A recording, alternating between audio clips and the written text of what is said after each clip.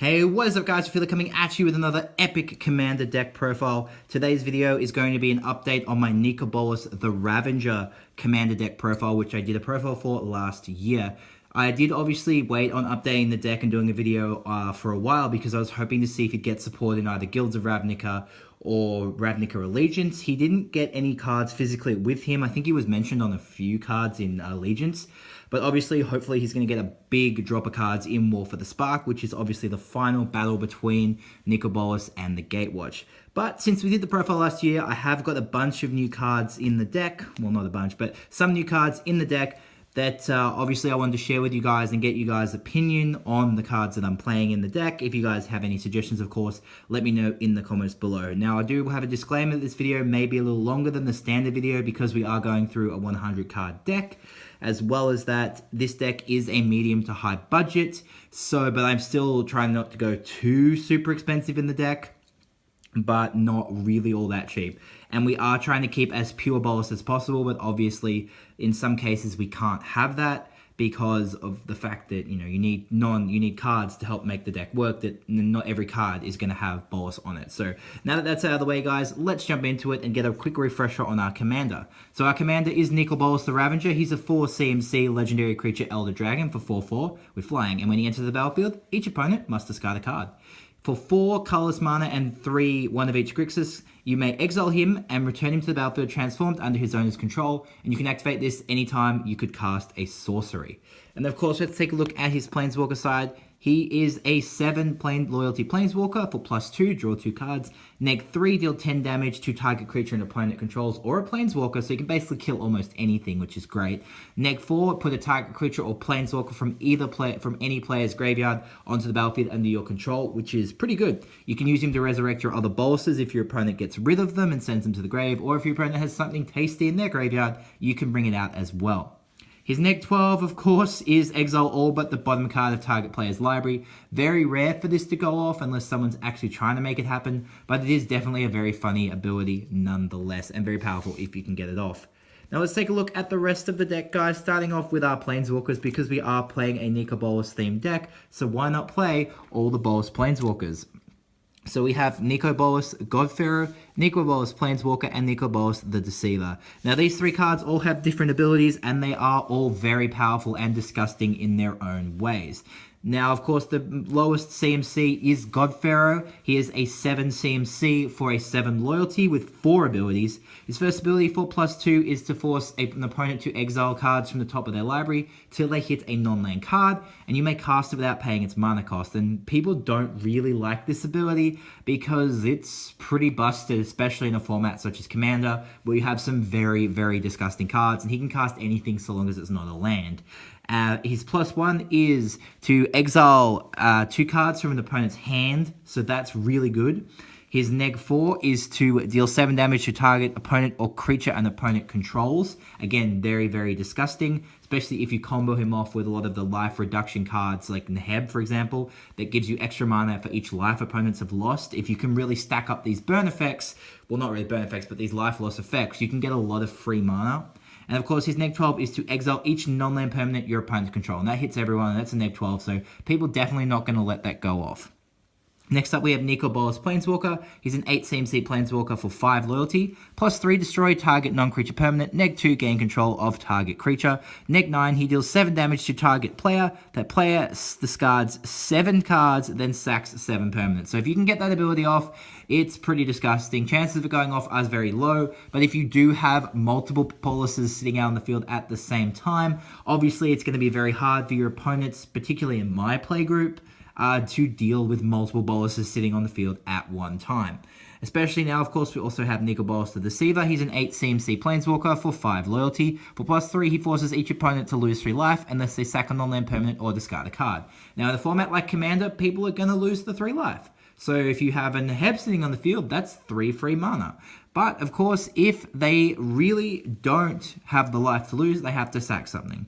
His neg 3 is to destroy target creature and you get to draw a card. His neg 11 is to deal 7 damage to its opponent and you draw 7 cards. So he's definitely has his good in his own rights. He's also the only one that's directly searchable through another card in the deck, which is a Mana Rock Visage of Bolas. So all 3 Bolas Planeswalkers are definitely worth running in the deck, as they all have their various uses. And of course, the rule changes from last few years ago mean you can have multiple Bolases on the field at the same time, and that's when this deck gets particularly scary. Next up, we have Egon the Spirit Dragon. So Egon is probably one of the most expensive cards in the deck. He's not a Bolas card. He is Bolas's brother, and a lot of people wonder why is he in the deck. Well, he is a board wipe on legs. So if someone does decide to nuke all my Bolases, and I have a way to drop Egon, I can say I lose all my Bolases, you lose all your colored permanents too. So it's basically don't screw with me, and I love the fact that Bolas can resurrect Egon with my commander Bolas can resurrect Egon with his ability, and then Egon can just nuke himself and nuke the field. So, very powerful. He also has a +2 that deals 3 damage to target creature or player, and neg 10, you gain 7 life, draw 7 cards, and put 7 permanent cards from your hand on the battlefield, which is pretty interesting, as it's kind of like the reverse of sort of the reverse of Deceiver, which of course deals 7 damage and you draw 7 cards as well, of course. But it's interesting how they kind of play against each other. And of course with Planeswalker, it's, deal 7 damage and that player sacrifices 7 cards and discards 7 permanents. It's basically like the exact opposite with these 2 cards here. Even their artwork is very opposite, and I think that's really cool to have them in the deck together. Moving on to the rest of the creatures, guys. We're going to go through these pretty quickly. Not really going to go all over their CMC. Just going to talk about their abilities more so. Otherwise, we'd be here forever. So starting off, we have the original Nicol Bolas himself. He's in the deck for theme reasons. He also does have a very nice ability. If you've got Omniscience on the field, well, obviously, he's a lot easier to cheat out. So he's flying a 7/7, and during the beginning of your upkeep, you have to sack him unless you pay one of each Grixis. And when he deals combat damage to a player, that player discards his or her hand. Very disgusting if you have cards like Waste Not on the field. Still, very, very nice card to play for theme. There are better cards you can play, but if you're playing a Bolas deck, why not go out, like I said, and play all the Bolases? We, of course, have Nicol Bolas' General himself, which is Neheb the Eternal. I've mentioned him a few times. He is a 4/6, and of course, he has Afflict. So when he becomes blocked, defending player loses 3 life, and if he attacks, he's swinging for 4. And at the beginning of your post-combat main phase, you get a red mana for each 1 life your opponents have lost this turn. And obviously, if you've seen on all the Bolas Planeswalkers, they all have abilities to make your opponent lose life, which is pretty disgusting, with the exception, of course, of the Commander. With the, of course, of Risen, but the other 3 Bolases do have life reduction abilities, so you can get a lot of free mana very, very quickly, particularly if you've got Deceiver out in the field, because in Commander, most people will just choose to lose the 3 life. In terms of other creatures, we have our ramp artifact creatures. We have Burnished Heart and Solemn Simulacrum to help us get extra mana, because, it is a Grixis deck, so it doesn't necessarily struggle too much on ramp, but it's nice to have actual cards that give us ramp, because we can't play the, we can't play green ramp spells because we don't have green. So in terms of cards that screw with our opponent's hand or deck, to keep with the theme of kind of what God Pharaoh does, we have Nightveil Spectre, Gonti, Lord of Luxury, and Mindclaw Shaman. So Nightveil Spectre is when it deals combat damage to a player, they exile the top card of their library, and you may play cards exiled with Nightveil Spectre. So very, very nice. If it's, within your colors, you can basically you can play it, which is cool. We have Gonti, Lord of Luxury, which when it enters the battlefield, look at the top 4 cards of the target opponent's library, exile one of them face down, put the rest on the bottom, and you may cast the card. Remains exiled, you may look at it and you may cast it, and you may spend mana as though it were mana of any type to cast it, which is really nice. If you know someone who has a very annoying deck, you can cast him and you can basically get one of their cards. Especially if you know that they're playing a lot of cards that can mess with you, Gonti is very good. And of course we have Mindclaw Shaman, so he's a very costly card. He's a 5 CMC for a 2/2, but when he enters the battlefield, target opponent reveals his or her hand, and you may cast an instant or sorcery card from their hand without paying their mana cost. So basically you get a body and you get a free instant or sorcery. So he kind of makes up for his 5 CMC, which is really nice. In terms of creatures that have removal capabilities, we have Wasp of the Bitter End and we have Baleful Strix. So Baleful Strix is a 1/1 flying with Death Touch, very powerful 2-drop card. And then when it enters battlefield, you get to draw. And then Wisp of the Bitter End is another powerful 2-drop card for a 2/1 with flying. So having 2 drops with flying is pretty powerful, particularly in Commander very early on. So you can get these guys out and start swinging for some damage. And then when you cast a Bolas Planeswalker spell, you may sack Wasp at their end, and if you do, destroy target creature. So it does have a destruction ability as well. But at the end of the day, these are 2-drops that have flying, so very, very nice.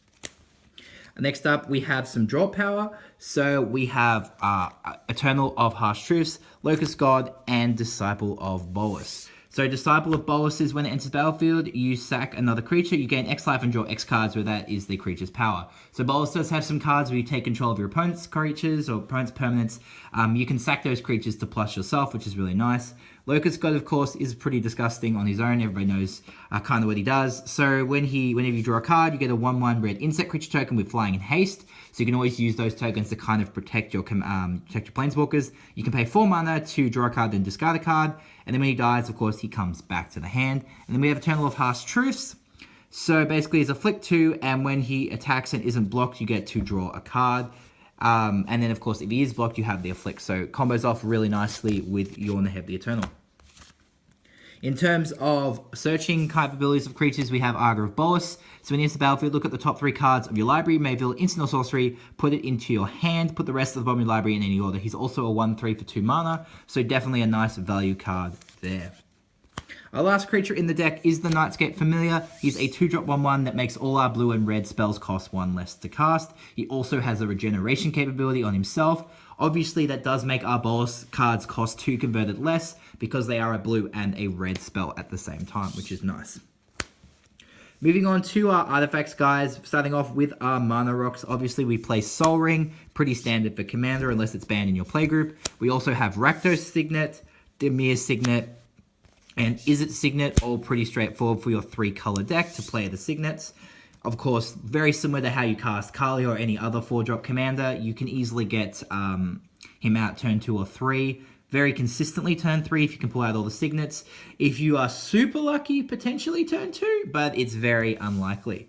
We also have some other mana rocks in terms of Commander Sphere and Chromatic Lantern. Obviously very nice. And we have, of course, Visage of Bolas. So this is a 4 CMC mana rock. It's the most expensive mana rock we play in the deck, but it definitely has its uses because it taps for 1 of any Grixis mana, and it's able to go ahead and directly grab Nicol Bolas the Deceiver from your deck or your grave straight to your hand when it's played. So definitely worth running in the deck, as it's a mana rock that shooters out a devastating and very powerful Planeswalker. So very, very much worth running this card.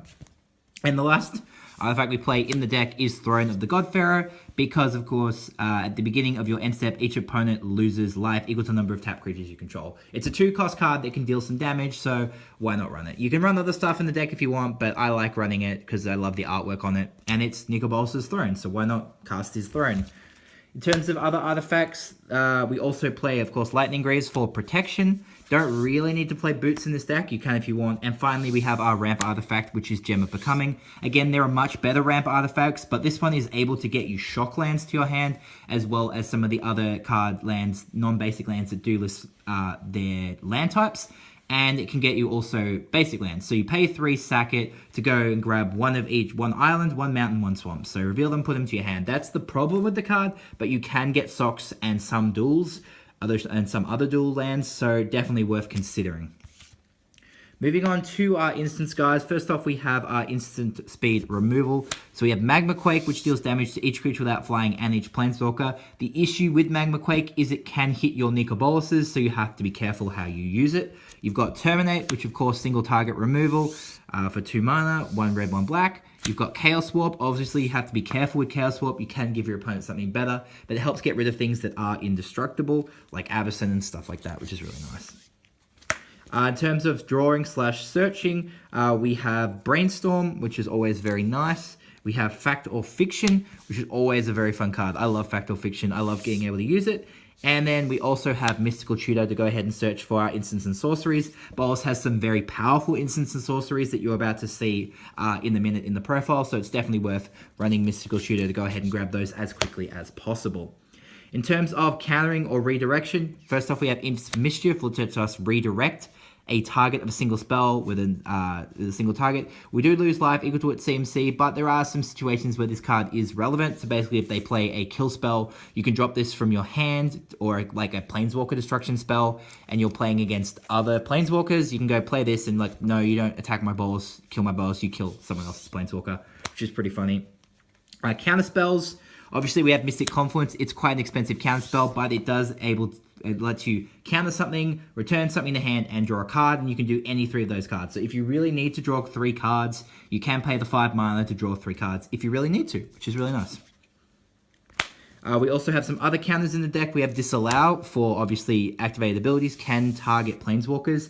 Again, there are quite a few Planeswalker commanders in my playgroup, so I need cards to stop them. We have Psychic Barrier to counter creature spells, Soul Manipulation to counter spells, to counter creature spells, and then return a creature from grave to hand. Again, there are much better counter spells you can play than Psychic Barrier, Soul Manipulation, and of course Counter Squall, which counters target non-creature spell and this opponent loses 2 life.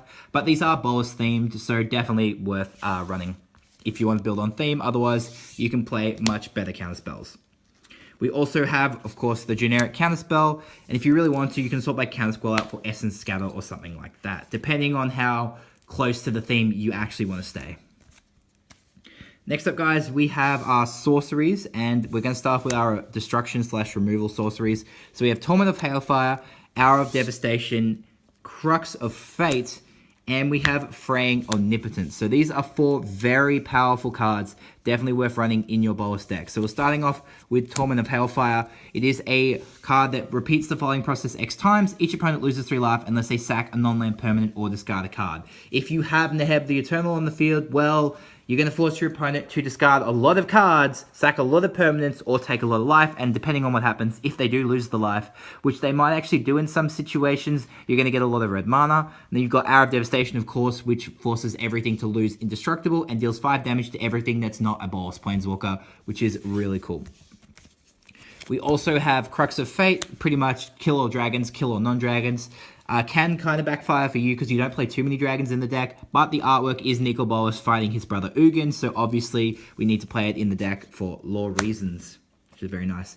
And of course we have Fraying Omnipotence as well, so each player loses half of their life, then discards half of the cards in their hand, then sacks half the creatures they control, round up each time. And of course, because they've lost life, if you're able to keep your Neheb the Eternal on the field, well, that's a lot of mana that you're going to be getting for casting this card and your opponent's letting it resolve. In terms of other removal, of course, we have Ruinous Path. You can swap that out for Hero's Downfall if you really want to, but I just don't really have a Hero's Downfall at the moment, but getting one very soon.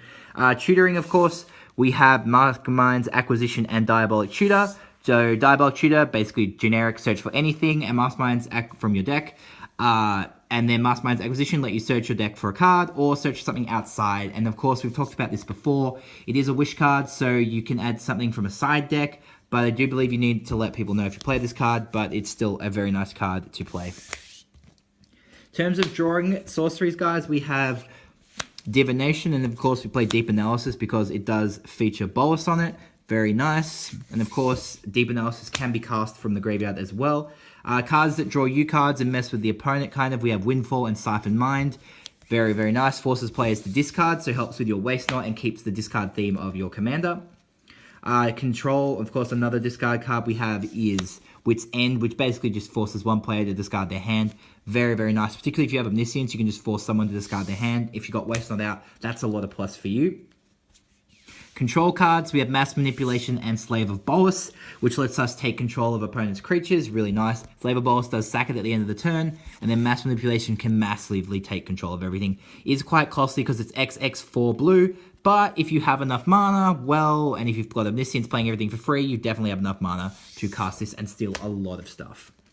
Some of the key Bolas sorceries, some of the legendary ones we have here, of course, are Cruel Ultimatum and Dark Intermissions. Cruel Ultimatum is a massive, like, a lot of hurt that you can deal to one player. They sack a creature, discard 3 cards, lose 5 life. Then you get to return a creature from grave to hand, draw 3 cards, and gain 5 life. Very, very nice. Very, very Bolas. And of course, Dark Intermissions forces each opponent to sack a creature or planeswalker, ditch a card, then you get the creature back from your graveyard, and then draw a card. And then, of course, if you cast a Bolas planeswalker spell, exile it from your grave, and he gets an extra loyalty when he comes in, which is always very, very nice. The last sorcery you play in the deck is Apex of Power. It exiles the top 7 cards of your library until end of turn. You may cast non-land cards exiled this way. If a spell was cast from your hand, add 10 mana of any one color. So very, very powerful card. Very, very Bolas, which is really nice. And it also is one of the 3 cards that fits in with the lore story of Core 19. You have Apex of Power, Fraying Omnipotence, of course. And finally, we have Patient Rebuilding as we move on to the enchantments. So Patient Rebuilding is at the beginning of your upkeep, target opponent mills top 3 cards of their library. And then for each land they drew milled, you get to draw a card, which is very, very nice. We have Blood Reckoning, which forces an opponent to take a damage if they control, if they attack you or a Planeswalker you control. Not a lot of damage, but it's some incentive to not attack you, which is nice. We have Eldest Reborn, which basically is a saga, which lets Saga Part 1, each opponent sacks a creature or Planeswalker. Part 2, each opponent discards a card. And Part 3, target creature, put target creature or Planeswalker from the graveyard onto the battlefield under your control. So from anyone's graveyard, so very, very nice there. Next up, we have Bolas Clutches, which is a nice take control spell. It makes it legendary as well, so your opponents, you can't really cast it, but it is nice. It can take control of any permanent, which is great, including Planeswalkers, which I love. We have Elder Mastery, which is a card in Aura that kind of shares the power of Bolas among one of your creatures.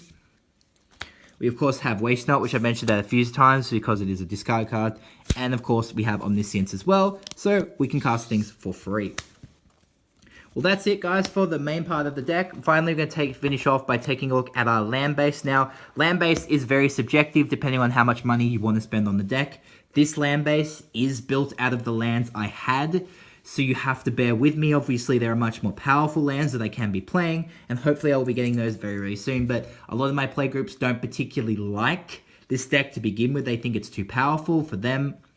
So obviously, I don't know if I want to spend too much more on the land base. But anyway, let's go through it. Starting off with our damir. So I only have Drowned Catacomb and Watery Grave. So we have our Shock Land, which we can search off Gem of Becoming. And then, of course, we have comes into play tapped unless we control an island or a swamp. So that's not going to be too much of an issue in this deck. Moving on to Izzet. We have quite a few Izzet dual lands. Starting off with Spirebuff Canal. So comes into the battlefield unless you control 2 or fewer lands. Now, these lands aren't terrible. Obviously, the ones from Dominaria and Ixalan are a lot better. Because, you know, they have less of a chance of coming in tap. This has more of a chance of coming in tap later on in the game. We have Steam Vents, which is our shock land, which is very, very nice.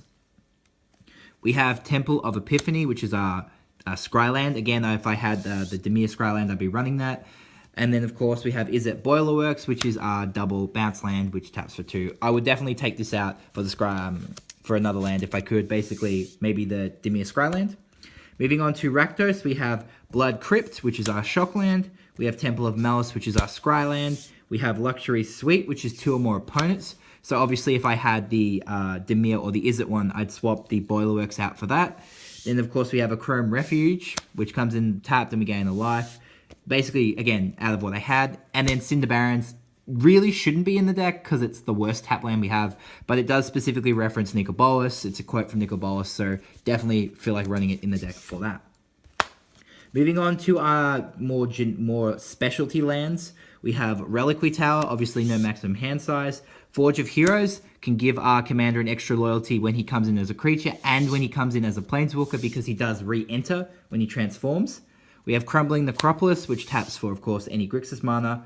Ramping, we have Terramorphic Expanse, Evolving Wilds, pretty straightforward, and Grixis Paranoma, really nice. I like that Paranoma can also tap for colorless mana and get you a Grixis land. Detection Tower, which can remove hexproof from creatures your opponent controls, and they can be the targets as if they didn't have hexproof, because you do take control and you do target a lot of things. So if your opponent's commander has hexproof, you can get rid of it, tap this, pay 1, tap this, and get rid of hexproof, and then use something like Bolas Clutches to take control of it, which is pretty funny. We have Command Tower, obviously pretty straightforward. I thought of running Haven of the Spirit Dragon in the deck, but I feel like it's very specific as there's only really 2 dragons in the deck, so not really worth it. Can be sacked to get Ugin back, but he's not the main focus. Bajuka Bog, so we can exile someone's graveyard, which is always really nice. And the rest of the deck is basics. So starting off, we have 4 mountains, because you notice that we did have a lot of Rakdos and Izzet duels, so don't really need too many mountains in the deck. And we don't play too many red symbols in our deck. It's mostly black and blue. So we're playing 6 swamps. And then the last 5 cards are islands. So anyway, guys, that is it for the deck. I hope you guys enjoyed it. Like I mentioned at the start of the video, if you have any suggestions on ways I could improve the deck, please let me know in the comments below. As well as that, what kind of cards do you think we'll see for Nicol Bolas in the upcoming War of the Spark? They will be doing leaks very, very soon. I think the first leaks are from PAX East, coming up very in the next couple of weeks. Super excited for that. Let me know your thoughts below on that, as well as this deck profile. And if you like this video, remember to like and subscribe. Check out some of my other Magic videos I have up here on the channel. I've done a few pack openings. I also have a profile for my Ishkana Spider Tribal deck. I'll be doing an updated version of that very soon for you guys. Anyway, guys, thank you so much for watching, and I'll catch you for my next video.